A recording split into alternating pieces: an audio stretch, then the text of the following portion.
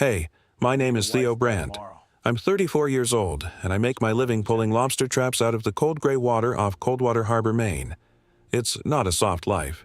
You're up before the gulls, your hands crack in the salt, and the ocean doesn't care whether you've had your coffee, but it's mine, or it was supposed to be. And the day this story starts was the day I almost lost all of it because of a single line in my dead grandfather's will. I said the words out loud on the town pier without meaning to. I need a wife by tomorrow, or I lose everything. I said it the way a drowning man says anything, half to the fog and half to no one.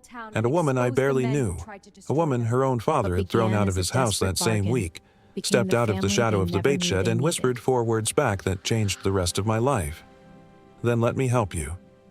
Before I tell you what she meant, do me a favor.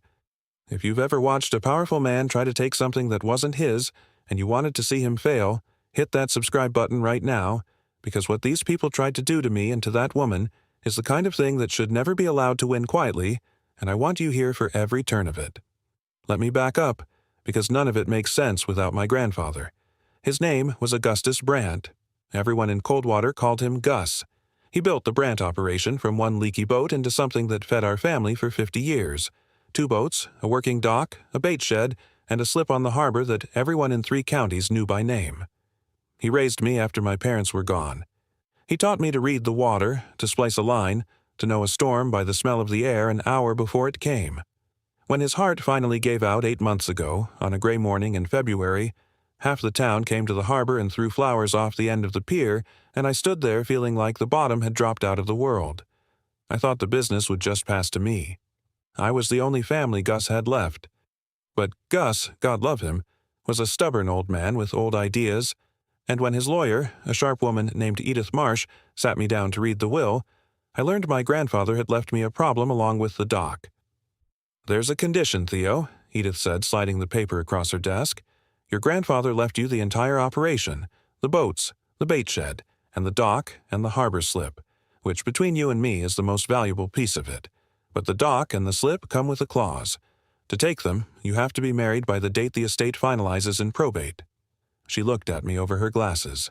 "If you're not married by then, the dock and the slip don't come to you. The will directs that they be sold."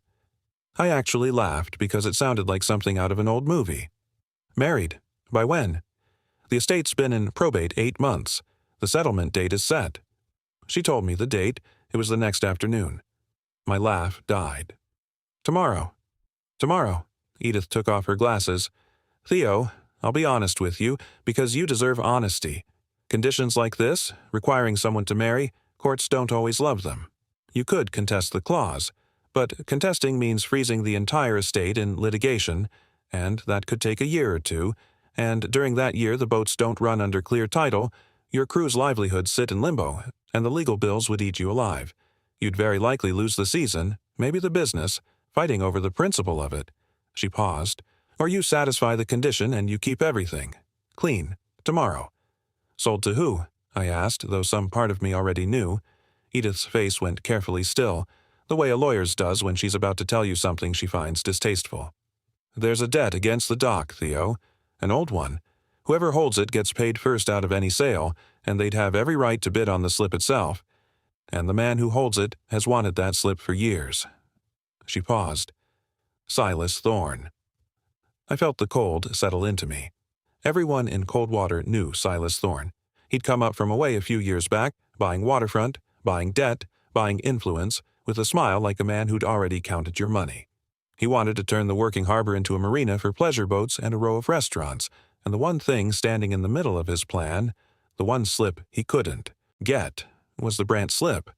My grandfather had refused to sell it to him a dozen times. "Why in God's name," I said slowly, "would Silas Thorne be holding my grandfather's debt?"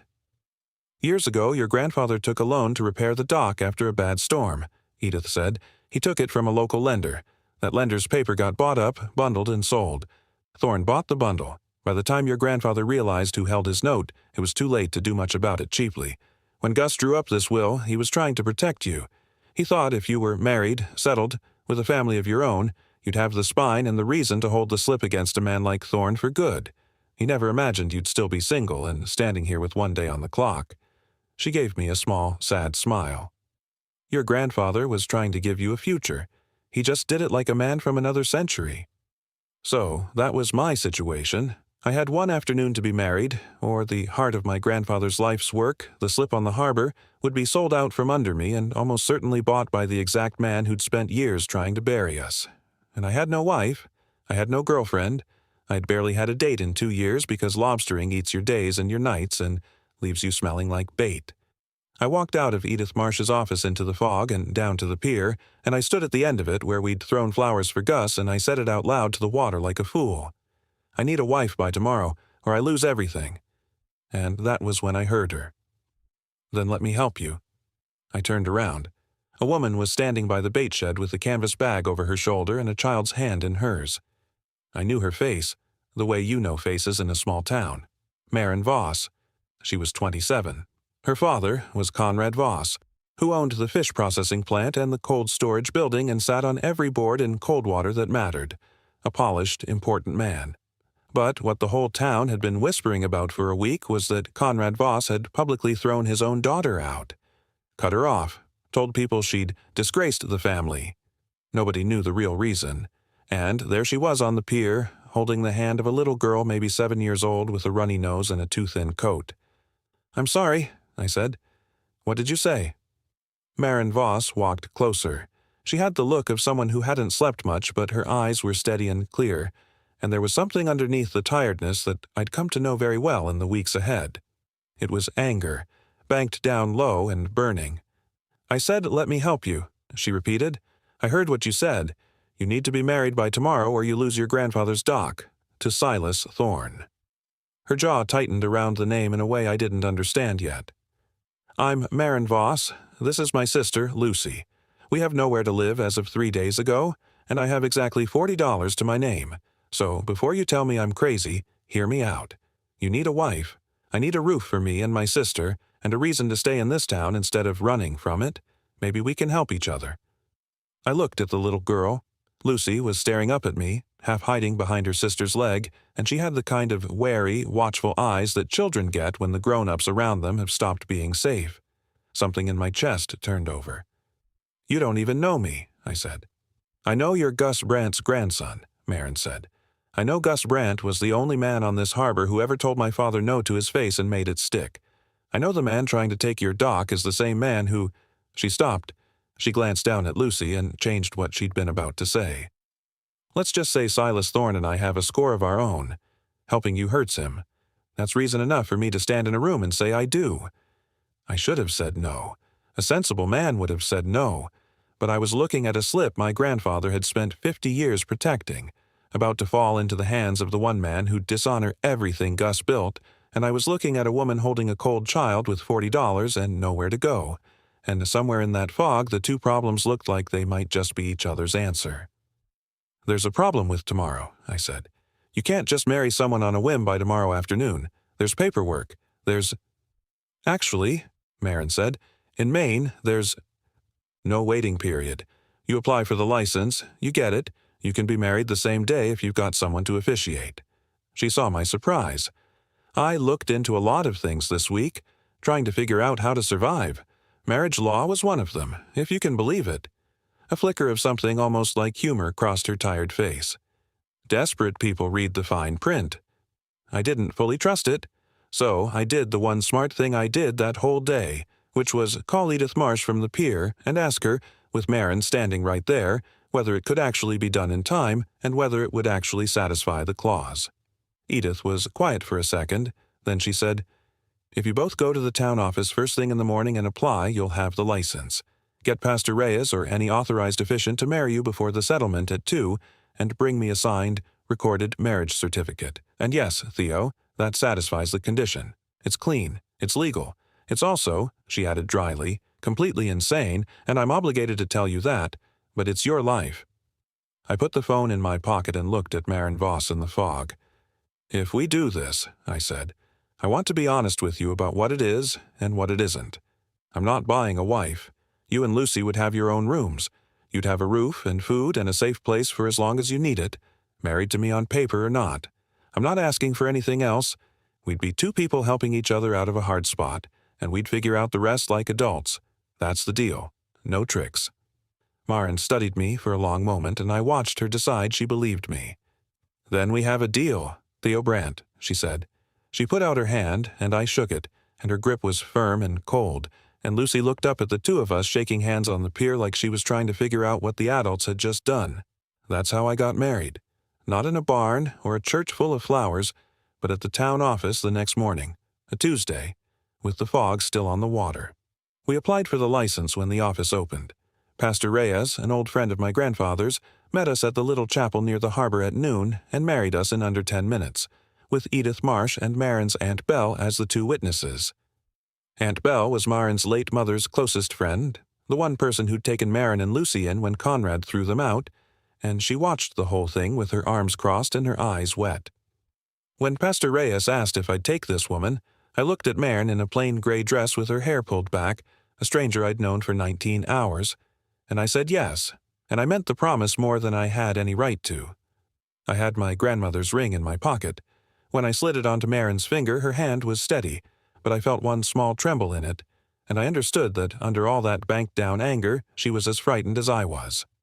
We brought the recorded certificate to Edith Marsh at 1 o'clock. At 2, the estate settled. The dock and the slip were mine, clean and clear. And the look on the face of Silas Thorne's lawyer, who'd come to the settlement fully expecting that slip to go up for sale, was a thing I'll remember the rest of my days. He'd walked in to collect half of my grandfather's harbor. He walked out with nothing. I should have known a man like Thorne wouldn't take nothing quietly, but that afternoon I wasn't thinking about Thorne. I was driving a woman and a little girl back to my house on the point, the two of them, and one canvas bag and a booster seat we'd bought at the hardware store, and I was thinking, what in God's name have I done? The house felt different the moment they walked into it. I'd lived alone in it since Gus passed, and it had gotten quiet in a way that gets into your bones.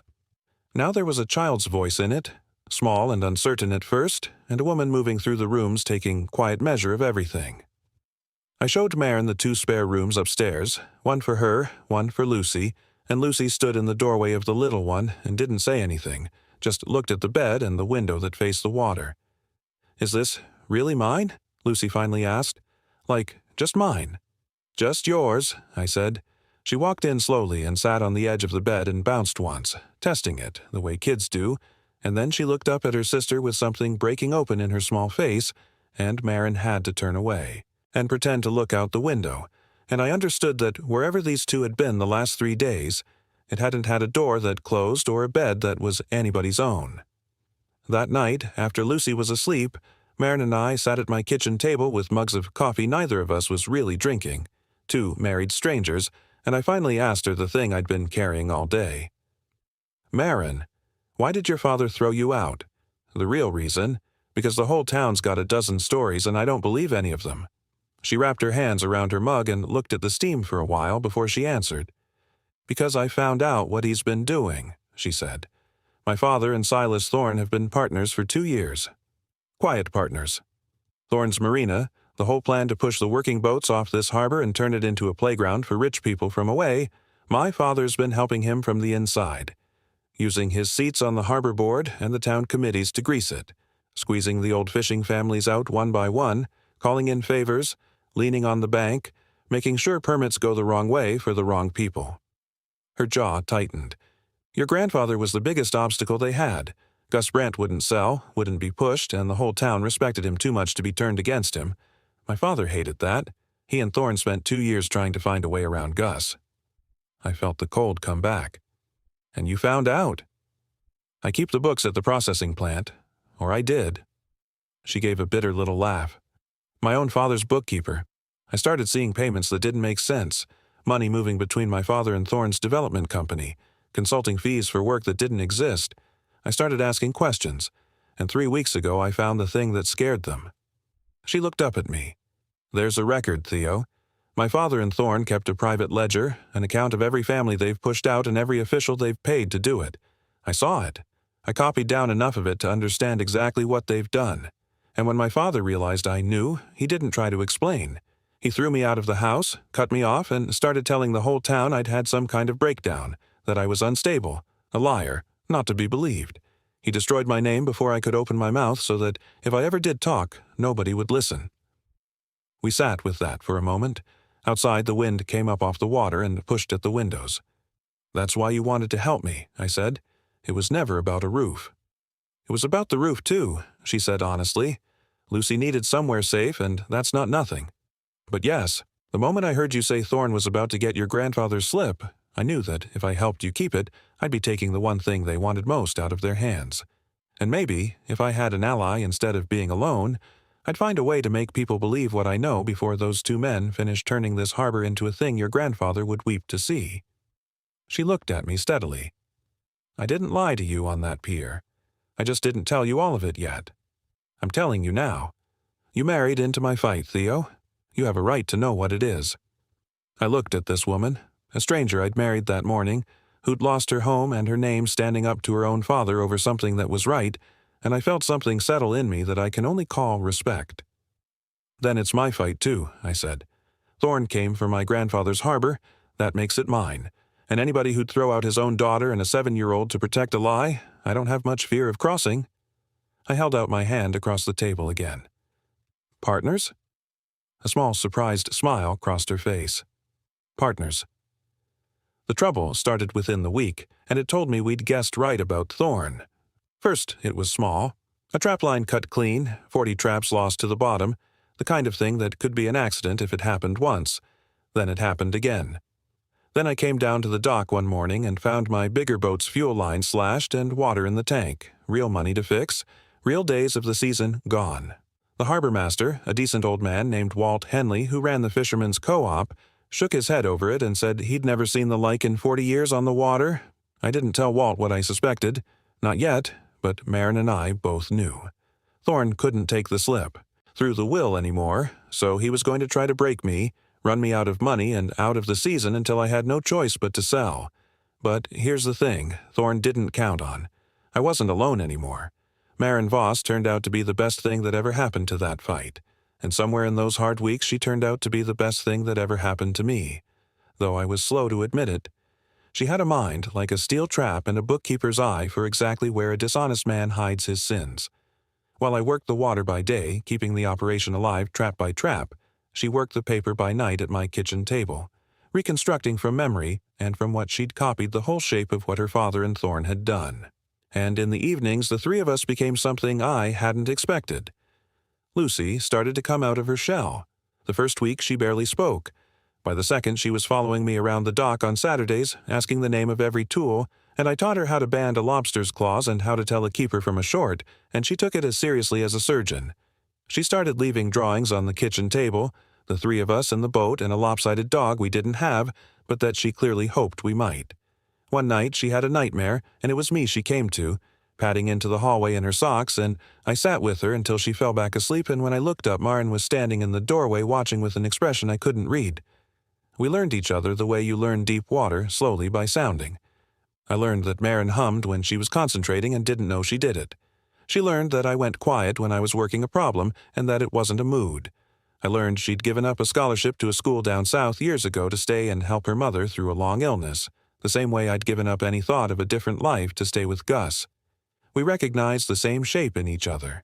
Two people who'd stayed when they could have run, who'd been called the responsible one so many times it had stopped being a compliment and become a kind of cage.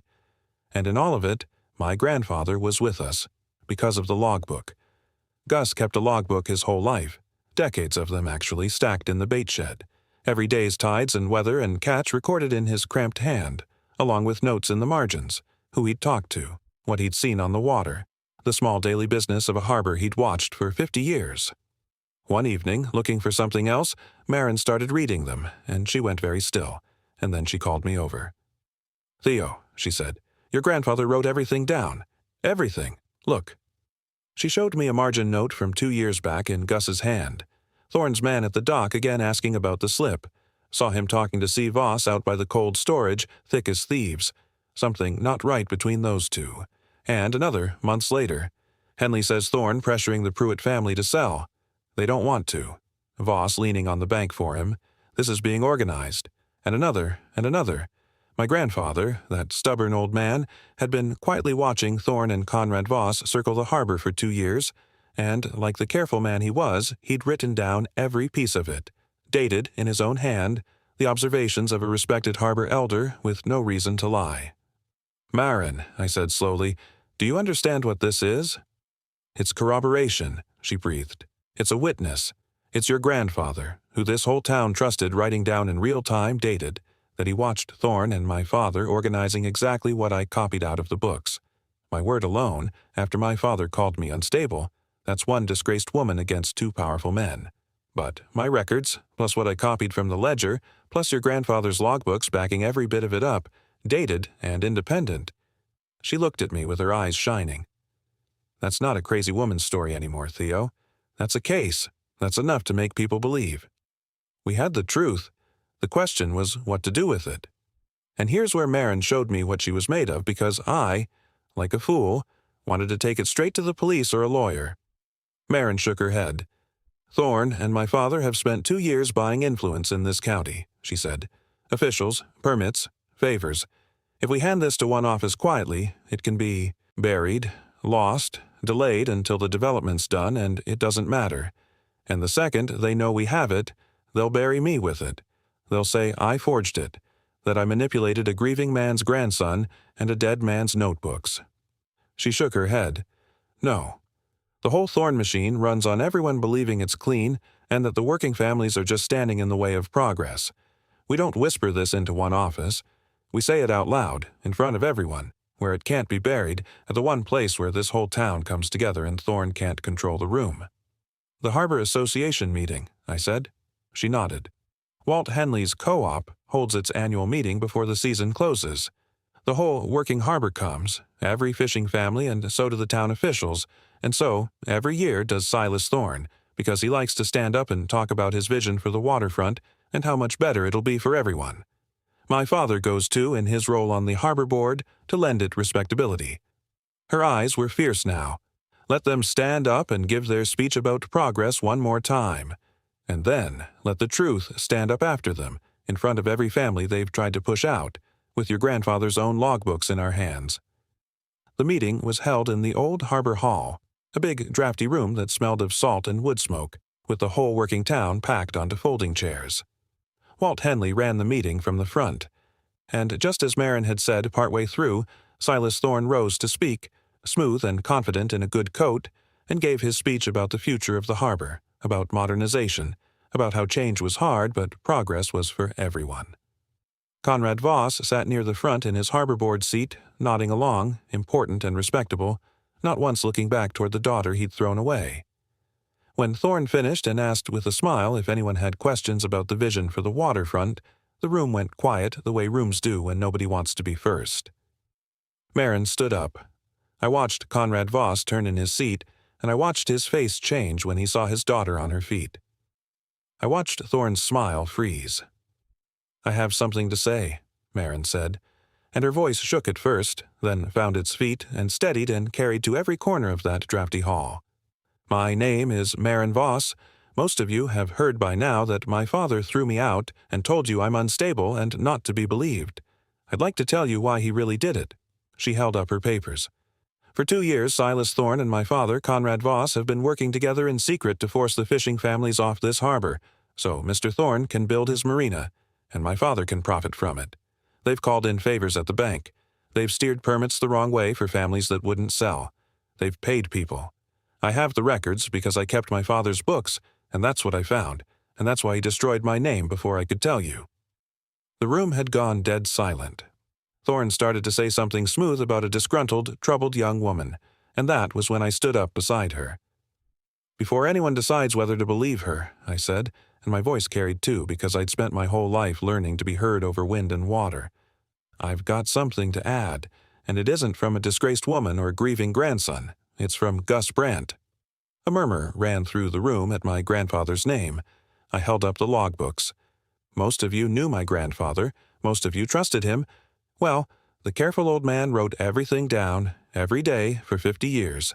And for the last 2 years of his life he wrote down what he saw on this harbor." I opened to the marked pages and I read them out, in Gus's own words, dated in his own hand. Thorne's man asking about the slip. Voss and Thorne thick as thieves by the cold storage. The Pruitts pressured. The bank leaned on.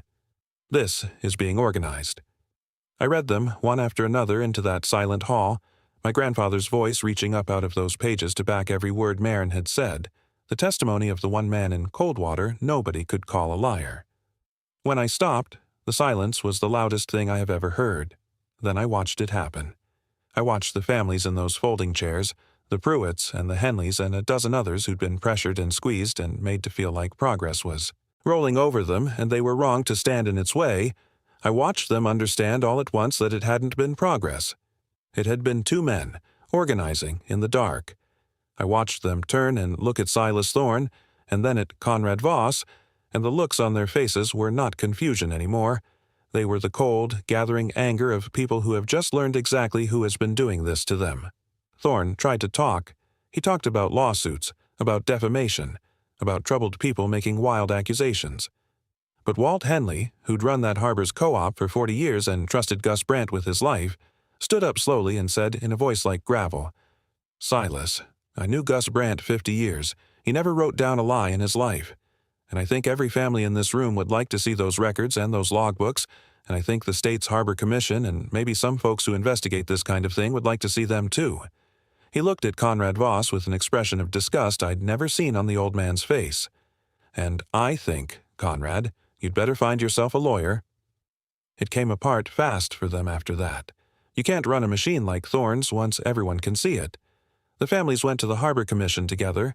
Marin's records and my grandfather's logbooks went where they needed to go, this time too public and too well witnessed to bury. Thorne's permits got frozen and then pulled. His development died on the table. And Conrad Voss, exposed in front of the whole town that had given him every honor, resigned from every board and watched his good name, the thing he'd thrown away his own daughter to protect, turn to ash anyway. But that's not the part of the night I carry with me. The part I carry came after outside the Harbor Hall, in the cold, when it was over. Conrad Voss came out and found us in the parking lot. For a moment, the polished, important man was gone, and he just looked old and tired and afraid. He looked at Marin, and then down at Lucy holding her sister's hand, the younger daughter he'd thrown out into the cold along with the older, and something in his face cracked. "Marin," he said. "No," Marin said, not with anger now, with a terrible, quiet steadiness. "You threw out your own children to protect a lie, Dad. You stood in front of the whole town and called me unstable so they wouldn't believe me. You let Lucy sleep in a stranger's spare room because telling the truth was more frightening to you than that." Her voice didn't rise. It didn't need to. "I don't hate you. I'm too tired to hate you. But you don't get to come to me now that it's fallen apart and ask to be forgiven on the same night. That's not how it works. You broke something, and if it's ever going to be fixed, it's going to take a lot more than a bad night, and you being sorry it didn't work."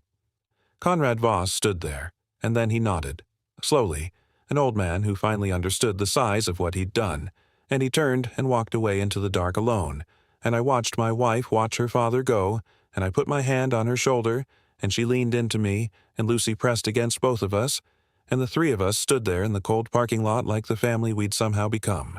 We did not have separate rooms much longer after that night. I'd like to tell you exactly when it stopped being an arrangement and started being a marriage, but the truth is it had been happening for weeks, in the small soundings of two people learning each other in deep water. It was Lucy who said it out loud, the way children say the true thing the adults are too careful to. We were eating supper a few nights later, the three of us, and out of nowhere Lucy looked up and asked me, "Are you my dad now?" The table went quiet. Marin's fork stopped halfway. I looked at this little girl who'd come to me in a too-thin coat with wary eyes and who now followed me around the dock naming tools, and I felt my throat go tight. "If you'd like me to be," I said carefully, "I'd be proud to be." Lucy nodded, satisfied, like she'd settled an important piece of business, and went back to her supper. But Marin was looking at me across the table with tears standing in her eyes, and after Lucy was asleep that night, we stood in the kitchen, and I finally said the thing I'd been carrying. "I married you to save a dock," I said. "I won't pretend otherwise, but somewhere in these weeks it stopped being about the dock. I don't want a roommate I happen to be married to, Marin. I want this. You. Lucy. This whole loud, impossible family. I fell in love with my wife somewhere along the way, and I'm done not saying it." Marin crossed the kitchen and put both hands flat on my chest, and she was crying and smiling at the same time. "Theo Brandt," she said. I came to you on that pier with $40 and a child and a fight I thought I'd have to win alone. I think I started falling in love with you the night Lucy had a nightmare, and it was you she came to. I was just waiting for you to catch up." She laughed through her tears. "Turns out I was the one waiting on you this time." I kissed my wife in our kitchen with the wind coming off the cold water outside, and every long, quiet, empty night of the years before her was worth it, if it led to that. Spring comes late to the Maine coast, and hard, but it comes. By the time the water warmed enough for the season to really open, the harbor was a different place. Thorne was gone, his waterfront scheme dead, his name finished in cold water. The working families still had their slips, and the Brant dock and the harbor slip my grandfather had spent 50 years protecting were mine, clean and clear, with my wife keeping the books better than they'd ever been kept, and a 7-year-old first mate who could band a lobster faster than half my crew. Conrad Voss and Marin are not healed. I won't lie to you and tell you that bow tied up neat.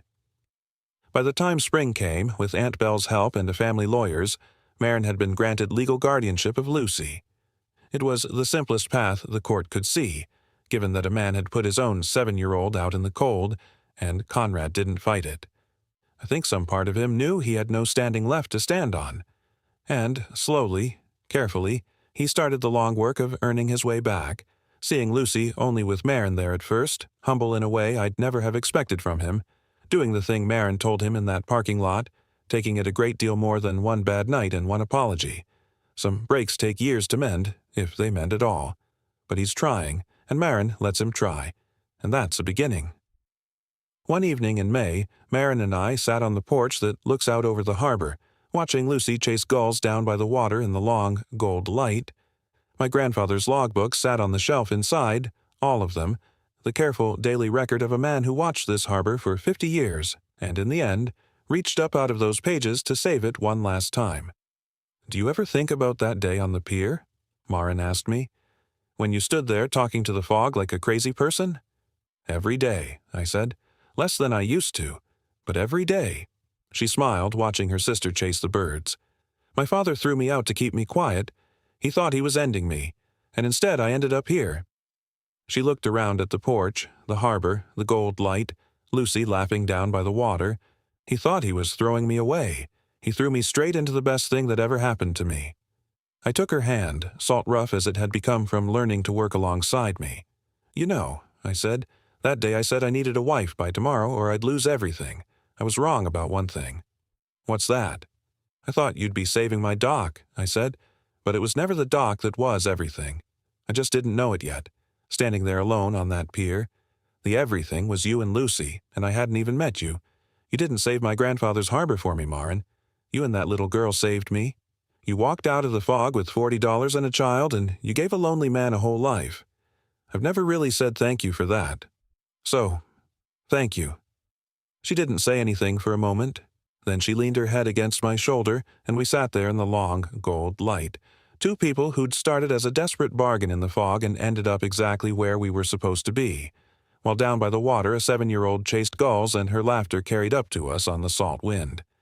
And my grandfather's logbook sat on the shelf inside. 50 years of careful watching. The last thing Gus Brant ever gave me, which turned out not to be a dock or a boat at all, but the truth, kept faithfully in his own hand, that saved this harbor and brought me my family. So that's my story. A stubborn old man who wrote everything down. A powerful man, who threw away his own daughter to protect a lie. A developer who thought a working harbor was just something standing in the way of his money. And one desperate sentence said out loud to the fog that brought a woman and a little girl out of the shadows and turned 3 lonely lives into one family. Let me ask you something before you go. Marin heard a stranger say he was about to lose everything, and instead of walking on by, she stopped and whispered, "Then let me help you." Would you have stopped for a stranger like that? Or would you have kept walking?